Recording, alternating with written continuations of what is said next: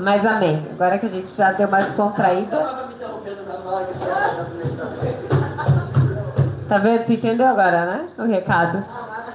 Vai te interromper quando estiver fazendo a meditação dele. Faz pizza de frango. Mas amém, né? Eu quero ler de volta esse versículo que eu comecei lendo e eu queria que você prestasse atenção. É muito chato ler com esse negócio na mão aqui, né? Como é que a gente vai fazer? Vamos botar uma mesinha aqui.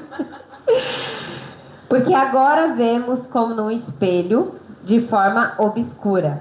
Depois veremos face a face. Agora o meu conhecimento é incompleto. Depois conhecerei como também sou conhecido.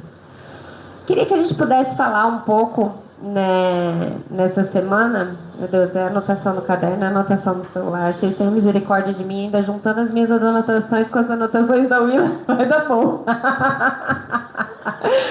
Não, mas eu queria muito que a gente pudesse conversar aqui, bater um papo, eu, a Willa, mas vocês podem se meter no papo também, né?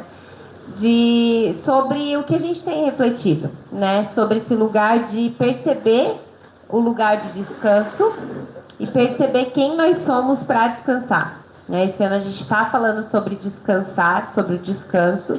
E eu acho que uma das coisas mais difíceis de descansar é entender que a gente pode descansar. Isso tem muito a ver com a nossa distorção de identidade, de local, de onde a gente está e por que a gente está e como que a gente chegou onde a gente chegou. E uma das coisas que eu percebo, né, pensando aqui no final de 1 Coríntios 13, o início de 1 Coríntios 13 é aquele texto que é bem conhecido. Você parece que do nada tira minha voz. Dá ruim. Você quer bem alto? Não, porque daí eu vou ter que falar bem alto se você tirar minha voz. Ah, tá bom. O 1 Coríntios 13, ele começa... Ah, tá bom, daí ele pega e baixa mesmo assim. Vocês estão me ouvindo bem? Então tá bom. Quer que eu aumente? Tanto faz, amor. 1 Coríntios 13 fala sobre... Senta lá, Cláudia. Sabe qual é a primeira coisa que eu falo sobre... O amor é paciente, o amor tudo suporta. Ai. Mas 1 Coríntios 13, o início do 1 Coríntios 13 fala sobre o amor, né? O amor é paciente, o amor tudo suporta, o amor, enfim, o amor suporta tudo. E aí ele termina 1 Coríntios 13 falando sobre esse texto, porque agora vemos como num espelho. Num espelho pensando no espelho antigamente, porque hoje o espelho está melhor do que qualquer outra coisa. Você consegue ver, mesmo assim você está vendo o seu reflexo, então você não vê 100% daquilo que você deveria estar vendo, que é o que o outro está vendo de você. Mas hoje a gente vê melhor, mas antigamente o espelho ele era mais distorcido mesmo, né? Então a gente se via de forma distorcida, então a gente hoje se vê muitas vezes de forma distorcida. Então a nossa dificuldade de perceber o amor e até de perceber esse lugar de descanso tem a ver com essa visão distorcida, né? E eu queria que a gente pudesse conversar um pouco aqui, né? A Willa vai compartilhar um pouco também sobre o porquê que a gente tem visto de forma distorcida, o que é que distorce o nosso olhar para aquilo que a gente de fato poderia estar vivendo nesse lugar de descanso. Amém? E aí a Willa, eu acho que ela vai começar compartilhando um pouco sobre o que o Senhor foi falando com ela. A gente estava conversando, eu acho que faz bastante sentido ela começar compartilhando e a gente ir trocando uma ideia aqui. Amém? Vai lá. Oi, tá me ouvindo? Tá baixinho? Você é o cara de som, pastor, tudo. Não, faz tudo. Tá ouvindo bem? Tá, oi. Pode falar. Então, né? Essa semana, aliás, essa semana não. Essas últimas semanas, né? Deus tem falado assim muito ao meu coração, muito mesmo. E essa semana foi de forma assim muito mais profunda, porque foi quando eu resolvi mexer geral assim na minha vida, fazer uma faxina, aquela faxina. Só que aí ontem, eu vou começar do final, depois eu vou contextualizando. Ontem eu tirei o dia inteiro para simplesmente abrir meu guarda-roupa e pegar absolutamente tudo aquilo que eu não uso ou não gosto e separar para doar. E adivinha o que sobrou? Quase nada. E o que sobrou foram coisas que eu tinha nova, tá na etiqueta. Foram coisas do passado que eu comprei e falei numa estação que eu tava. Falei, cara, quando eu emagrecer eu vou colocar, vou vestir. Se passaram muitos anos. E as roupas estão lá. Eu tenho umas 10 calça jeans. Eu nunca tive tanta calça jeans. Umas que eu ganhei, outras que eu comprei. Mas foi o que ficou. Então eu falei, ou eu compro roupa, ou eu vou caber nessas calças. Agora não tem outra alternativa, porque não tem mais roupa. Foi tudo assim, bom. E aí, quando eu comecei a falar, não quero, bateu o desespero. Bateu um desespero, eu tremia dos pés à cabeça. E ali eu coloquei louvor e Deus foi falando comigo. Mas eu mandei mensagem para Soraya, Soraya ora por mim, Soraya, e Soraya orando por mim. E eu conversando com ela. E aí eu fiquei o dia inteiro colocando louvor e Deus falando muito comigo, me fazendo lembrar de muitas coisas. E aí, para eu estar nesse lugar ontem, parece que foi o ápice, né? Mas para eu poder chegar nesse lugar e olhar para aquele guarda-roupa e ver tudo aquilo que eu precisava jogar fora, não de roupa, mas de coisas da minha vida, e para estar pronta para receber aquilo que é novo, eu tive que aprender a ter temor a Deus, aprender a me arrepender, aprender a reconhecer que eu era uma pessoa que precisava do outro. Eu estava até compartilhando com a Agatha, porque eu comecei a olhar para a minha história e vi alguns marcos, né, de como eu era aos 17, 19, aos 28. E aí eu vi toda a transformação, todas as mentiras que eu reconheci como verdades, que fizeram parte da minha identidade, e que na verdade eram mentiras assombrosas, assim, terríveis, que me fez distanciar de quem eu era na essência, né? E aí, só que eu me coloquei a Isaías 40 falou muito comigo, como eu me coloquei numa posição assim, sou perfeita, não tenho nada para melhorar, tô super de boa comigo, bem resolvida, faço bem, não faço mal, não uso droga, não faço isso, não faço aquilo, eu faço aquilo que o mundo acredita que seja certo. Então o certo passou, eu falei, cara, eu vou me arrepender de quê? Se eu faço tudo certo, casei, tive filho, cumpri todo o protocolo que a vida ensina, né? Fazia o bem às pessoas, era uma pessoa caridosa, e pra mim tava super de boa. Até que uma colega minha de um curso que eu fazia falou pra mim, isso eu tinha uns 28 anos, falou pra mim assim, você, cara, é impressionante você é muito... A sensação que me dá quando tá perto de você é que você não precisa de ninguém, você é muito autossuficiente, você se basta.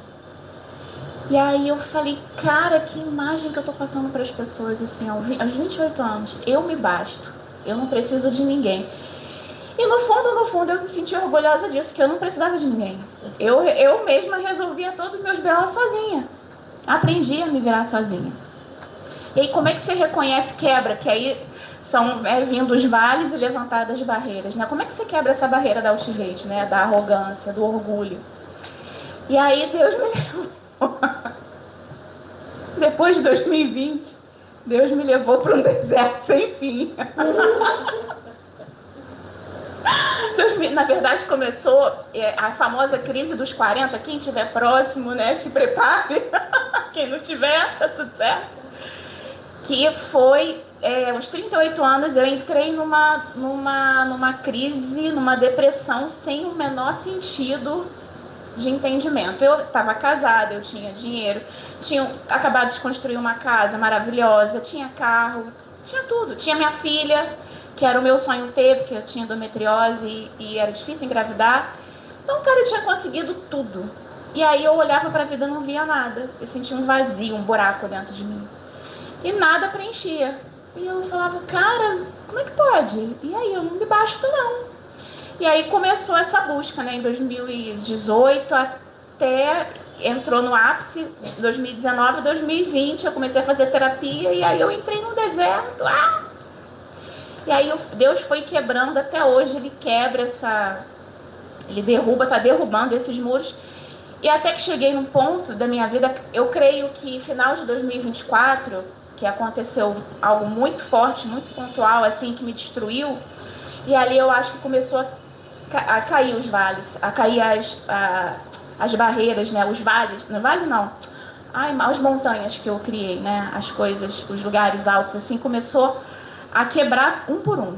Então, eu creio que 2025 foi um processo de desconstrução muito grande. E aí eu comecei a ter temor, né, temor mesmo, aquilo que eu fazia que não era, né, certo e errado, que não fazia mais parte da minha identidade, mas que por falta de... eu entendi, mas não entrou no meu coração. Então, assim, não foi por rebeldia, não chegou o fato da rebeldia, porque hoje muitas coisas, muitas fichas caíram, assim, eu falo, caramba, que temor, assim, meu Deus do céu, não posso fazer mais isso. E aí, e por quebrantamento mesmo, por ser esmagada e falar, cara, isso aqui não tá fazendo bem, não faz parte mais da minha identidade, agora eu não quero mais isso, né? E aí a renúncia, e aí ontem eu vivi a renúncia, assim, materializada. Uma coisa é você se renunciar de pessoas, de situações, de comportamento, outra coisa é a renúncia de roupa, de coisas que você possa pegar. Mas uma coisa que eu sempre falo é que é saber como é que você tá por dentro, é só olhar suas gavetas, só né? olhar sua casa, né, minha amiga? Não só a gaveta, você olhar a casa. Não, se saiu da gaveta, então é porque o negócio tá feio, amiga. Tá lascado. E aí, aquilo pra mim, aquele movimento pra mim, eu falei, cara, eu tenho que fazer uma faxina na minha vida.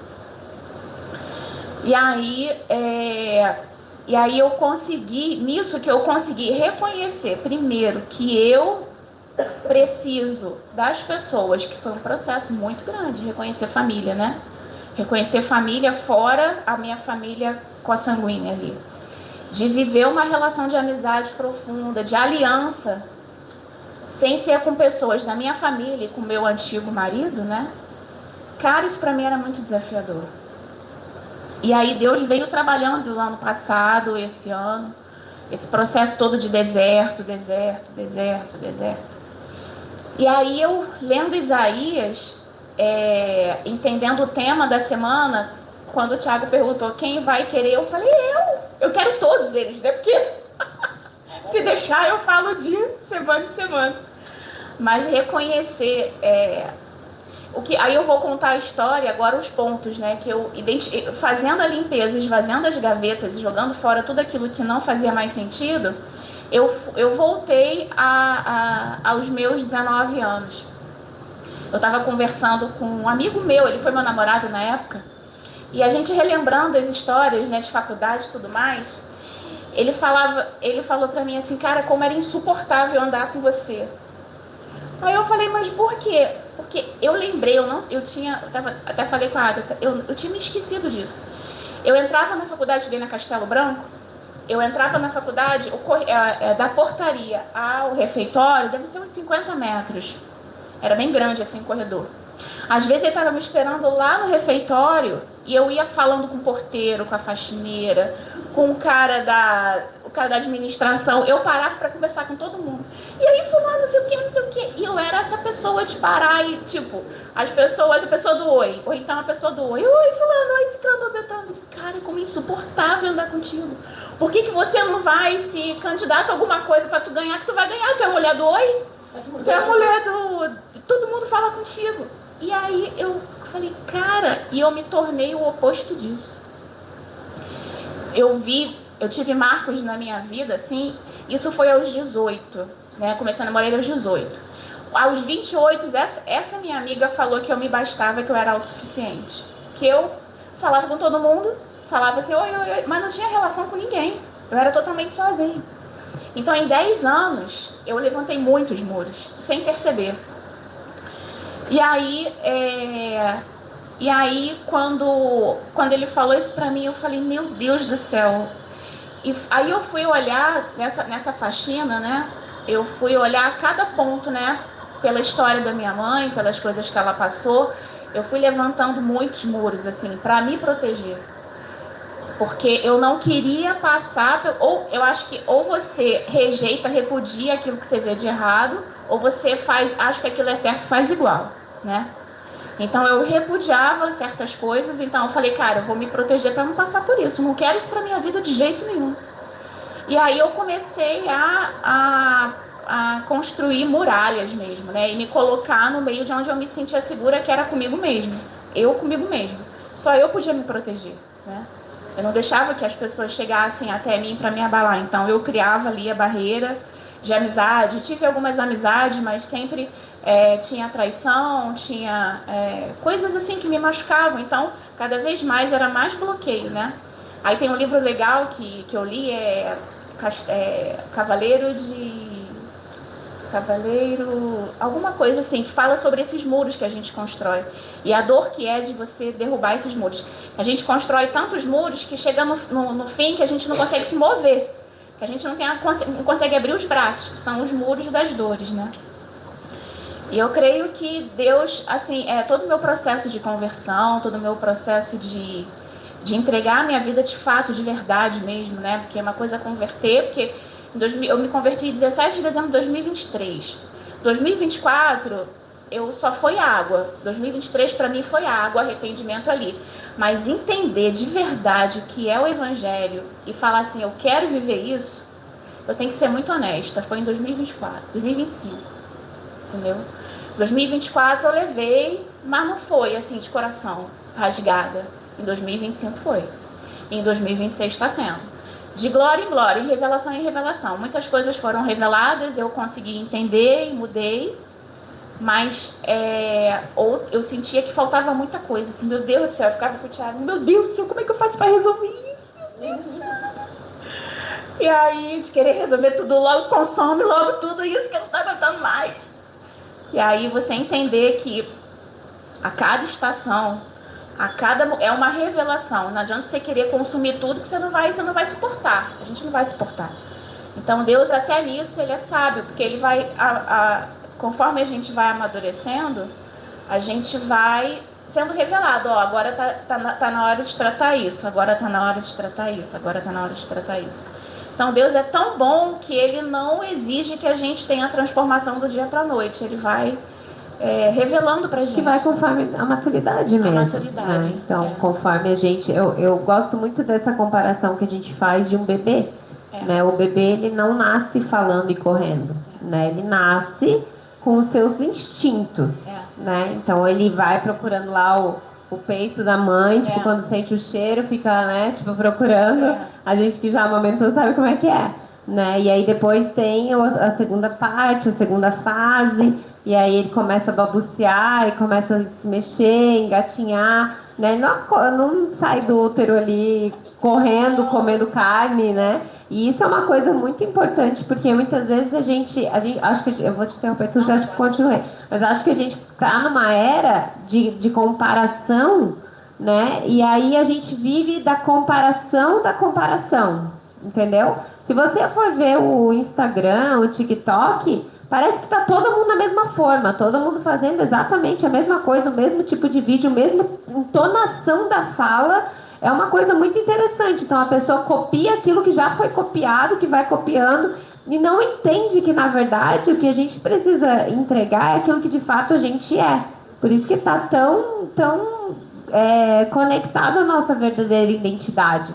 Porque se você não entende qual que é o nível de maturidade que você tá, você acaba fazendo coisas que você não deveria estar fazendo, né? Então, assim, ok, eu já consigo mastigar uma carninha ou eu ainda preciso que a papinha seja batida no liquidificador, né? Porque se a gente põe uma carne para o bebê que acabou de nascer, na verdade isso vai fazer mal para o estômago dele e aí ele não vai crescer de forma saudável.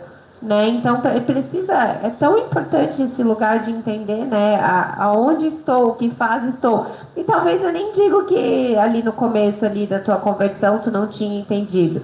Talvez eu entendo porque eu passei um pouco por isso, mas eu acho que você estava ali na fase de tipo, nasci, só vou chorar agora porque eu não sei o que fazer, né? E aí conforme você foi crescendo, você foi tendo revelação, dá pra comer outras coisas, opa, dá pra sair correndo, não precisa ficar só no colo da mamãe, né? E assim vai, né? É exatamente isso. Eu era realmente um bebê que só conseguia chorar. Chorar e amamentar, sobreviver. Oh Deus, Senhor.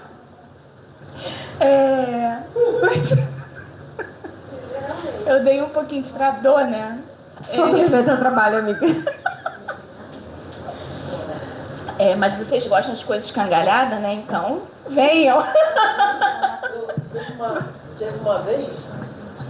Teve uma vez aqui, né, que dentre N conversas com a Willa, né, eu lembro que daí eu disse algumas coisas para a Willa, né? E aí no dia seguinte, cara, eu tava indo até para um retiro, irmão, o celular da Agatha tinha uma lista de mensagem da Willa, tá ligado?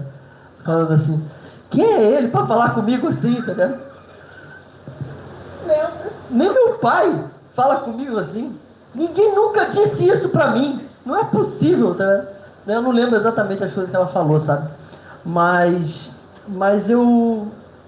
Isso aqui também me remete a uma coisa, porque a vida no reino de Deus, ela é um fluxo, é como se fossem duas paralelas, que se elas forem resolvidas, você simplesmente descarrilha. Então, é como se fosse uma tensão, você rebocar um carro. Por exemplo, quando você está rebocando um carro com uma corda, se você puxar forte demais, rebenta aquela corda. Mas se você puxar, se você não puxar, aquele carro de trás, ele bate na sua traseira, tá ligado? Né? Então, existe na vida cristã uma constante tensão, no qual a gente precisa manter, para que a vida possa realmente se desenvolver. Então, vai ter sempre alguém tirando você do seio da mãe e te levando para a mesa da família, que é o lugar de responsabilidade. Então, se você nunca vai para a mesa da família, lugar de responsabilidade, se você nunca consegue tratar assuntos difíceis, você vai ficar para sempre lutando as mesmas lutas, para sempre. E aí a gente precisa escolher, tá entendendo? Se a gente quer aprender a ter conversas difíceis ou continuar para sempre lutando as mesmas lutas. Porque, que nem a Willa falou ali, a crise dos 40. Eu acredito que sim, há uma crise nos 40. Entretanto, todavia, né, eu acho que há uma crise, na verdade, em não ter vivido as fases que nós deveríamos ter vivido assim como deveria. Isso que eu acho que é crise de verdade.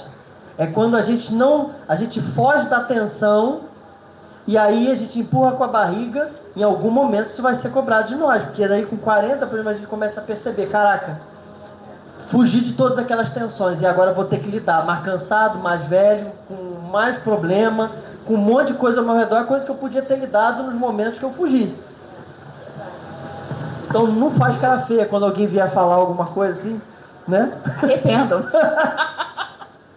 Não, esse foi mesmo, gente, assim. Como é que uma pessoa que se sentia autossuficiente, que se sentia, né, a pessoa, não faço nada, como que Tiago ia chegar e me sentar a lenha? Não, assim, foi um carinho, né? Um carinho, mas quem conhece o Tiago sabe. Mas, cara, como isso me fez refletir, porque eu falo pra eles, né? Eu tenho um delay, eu escuto, mas depois que eu interpreto. E aí, no dia seguinte, aquilo ficou me remoendo. Eu falei, cara, não quero mais nada disso. A criança birrenta, né? Que habita em mim, ela se manifestou. Então, mas hoje eu reconheço a importância das conversas difíceis, dos momentos de tensão. É o Lucas. Tá. Pois é. O Lucas é maravilhoso. O Wesley. Junta ele e o Wesley.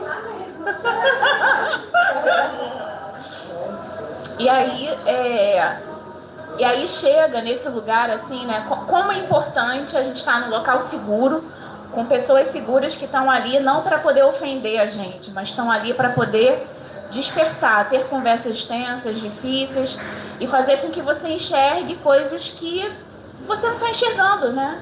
E para poder assim, colocar uma luz ali. Não quer dizer, demorei provavelmente ali algum tempo para entender o que ele falou, né? Demorei meses assim para entender de fato o que ele falou ali e que me doeu tanto. Mas eu creio que isso, claro que não é com qualquer pessoa, né?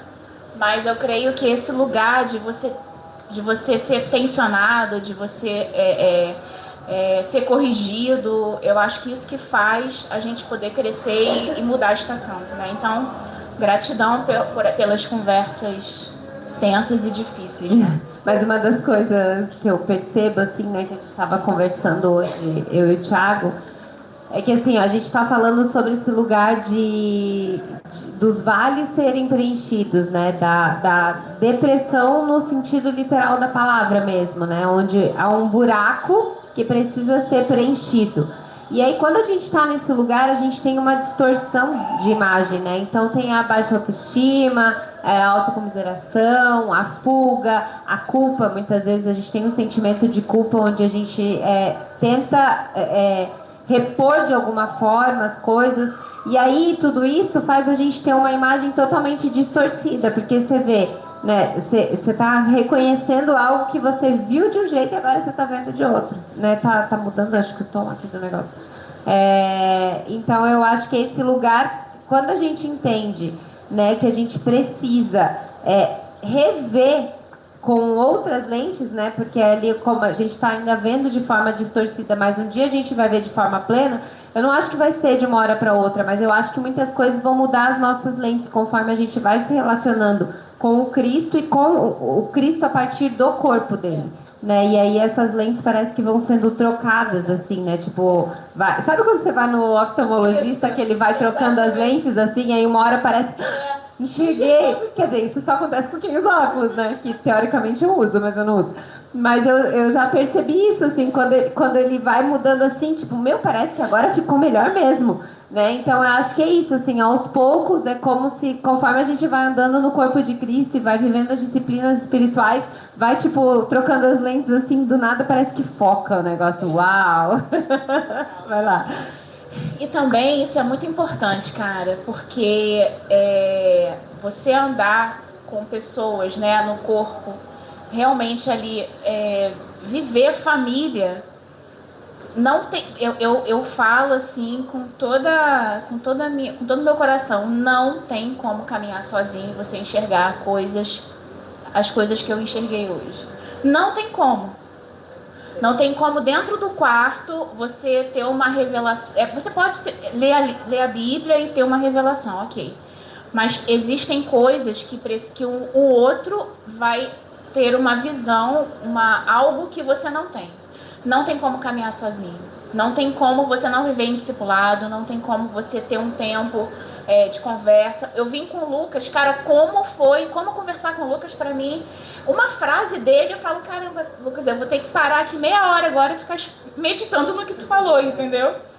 Porque, assim, não tem como caminhar sozinho, não tem como fazer as coisas sozinho, não tem como você avançar e mudar a estação e ter novas revelações, estar pronto para uma próxima etapa sozinho. Não tem como. Eu tentei fazer isso sozinha, né?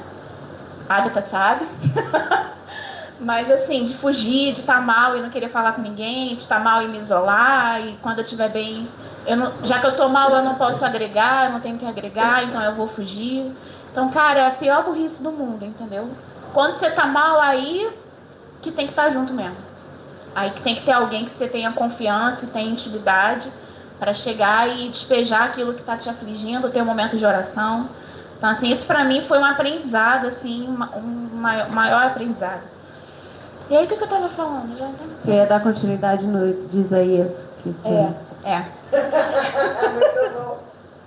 E aí, lendo aqui, aí eu fui né, estudar, a gente vai abordar Isaías 40, né, associado com Mateus 3. Aí eu fui ler sobre Isaías 40. E aí eu falei, uau, cara, eu comecei a sublinhar até aqui. Só que se eu continuasse a sublinhar a Bíblia inteira, eu falei, eu vou parar. Aí, tudo. Só tudo. E aí eu fui tentar, porque assim, né, eu gosto muito de entender o contexto histórico e entender as coisas. E aí eu falei, cara, se chegou até o 40, o que aconteceu do 1 ao 39? E aí eu fui ler, eu fui pedir ajuda aos universitários, que é o ChatGPT, para poder entender, né? Então, de 1 ao 39, ele fala muito sobre... Ai, meu Deus, meu telefone tá... Não, o 40, vou pro 40, depois eu vou. Pelo que eu entendi, depois tu me corrige, Tiago, se estiver errado. Pelo que eu entendi. Isaías 40, ele anuncia a restauração, né? É ali onde ele vai ter o consolo. De Isaías 1 ao 39, ele fala sobre o exílio, sobre o julgamento, né? Isaías alertando o povo sobre o julgamento de Deus, sobre tudo que eles estavam fazendo de errado, né? Sobre idolatria, sobre a opressão dos pobres, sobre a injustiça. Então, ali ele profetizou todas as coisas ruins que o povo de Israel estava fazendo. E ali ele falou, olha, tudo que foi de ruim. E a partir do 40, ele fala sobre como se fosse a virada, né? O povo indo para o exílio ou voltando para o exílio? Voltando, né? E consolando, né? Ele marca ali o consolo, tanto que começa 40 falando, consolem o meu povo, diz o Deus de vocês, falem ao coração de Jerusalém e anunciem que o tempo de sua escravidão acabou, que a sua iniquidade está perdoada e que ele já recebeu em dobro das mãos do Senhor por todos os seus pecados, né? Então ali, essa semana fala sobre a depressão, sobre a culpa, sobre os vales, né? Sobre toda essa falta que a gente tenta preencher com coisas, com distrações, né? E aí eu me vi voltando assim, eu me vi muito preenchendo de forma errada todos os vazios. E ontem, assim, eu louvando, botando louvor e cantando e me desapegando, aquilo pra mim foi uma recuperação da minha autoestima, assim, absurda, sabe? Como se eu estivesse me resgatando e me preenchendo. Me libertando de tudo aquilo que não serve mais, mas ao mesmo tempo me enchendo das verdades, da esperança e da fé, sabe? Então, para mim, isso trouxe vida, isso trouxe esperança, isso trouxe muita coisa, né? Então, eu creio que, para mim, é um testemunho, assim, de desapegar mesmo, de olhar para a vida e preencher com o que de fato é eterno, preencher com o que de fato é a verdade. Quer falar alguma coisa? Posso falar?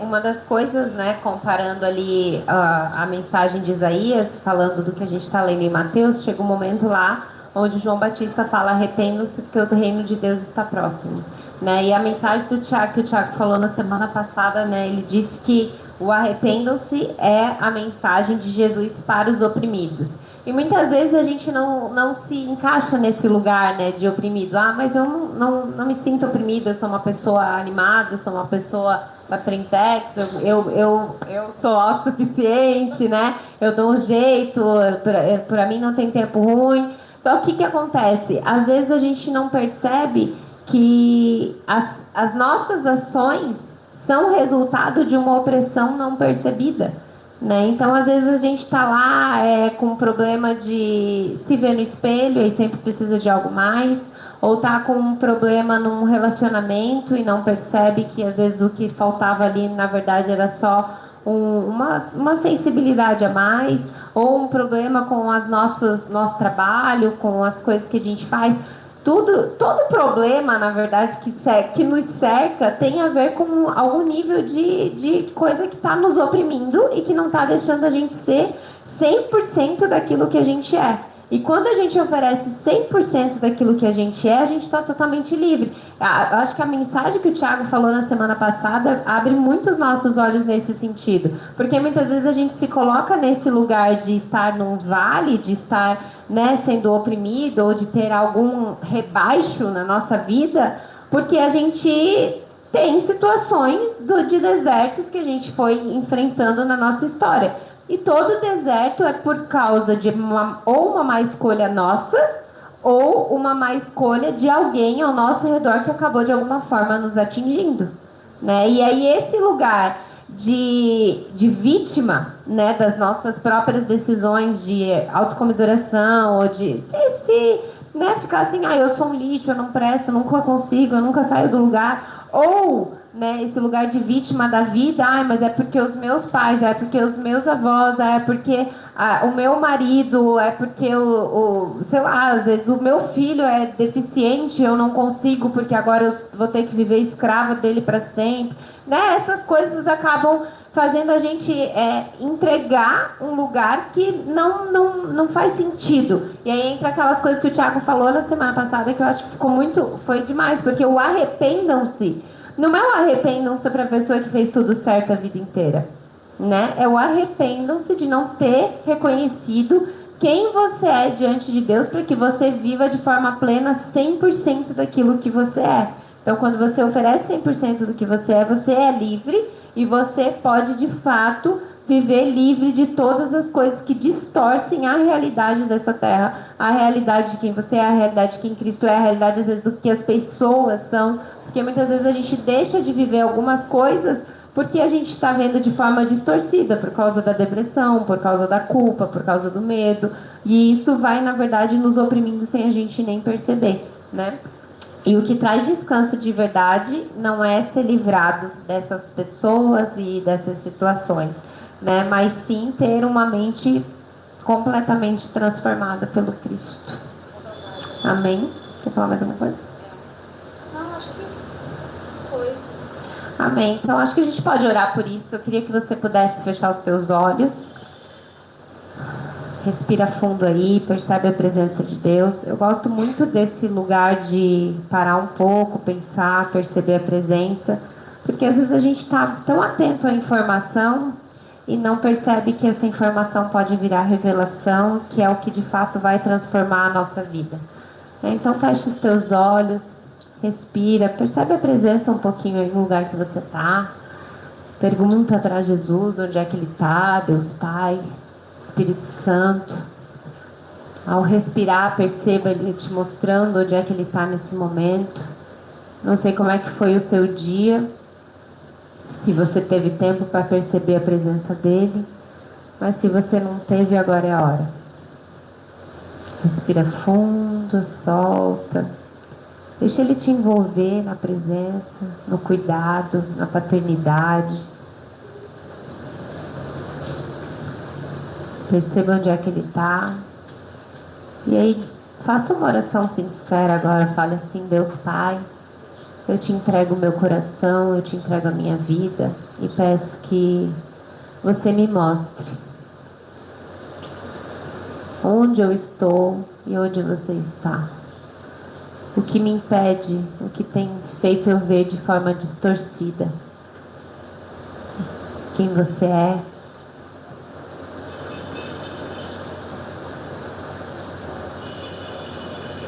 Peça para que Ele, na medida que você vai percebendo, peça para que Ele te ajude, o Espírito Santo te ajude, seja um conselheiro, e te empurre para esse lugar de corpo de Cristo, onde você não precisa mais ser autossuficiente, onde você pode ser preenchido, onde você pode descarregar os seus medos, as suas ansiedades, onde você pode dividir o fardo do dia a dia, o peso da correria da vida, os medos que foram te assombrando até você chegar aqui.